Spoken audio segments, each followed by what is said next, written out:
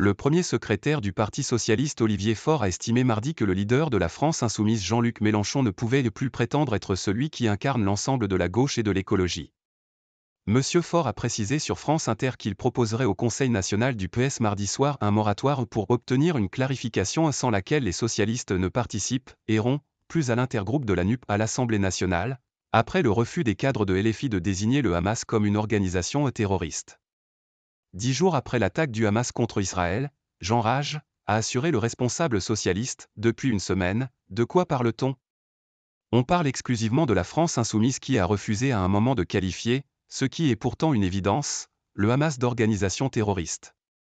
Je n'en peux plus de ces polémiques, de ces diversions qui empêchent la gauche d'être audible, a-t-il soupiré.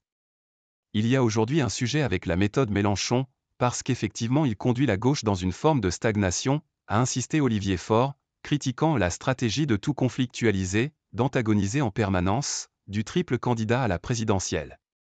Réclamant un fonctionnement plus démocratique de l'Alliance pour aboutir à une candidature commune à l'élection présidentielle de 2027, il a appelé à un dialogue avec ceux qui sont prêts à construire le rassemblement sur des bases claires et en finir avec une stratégie qui nous conduit dans un mur.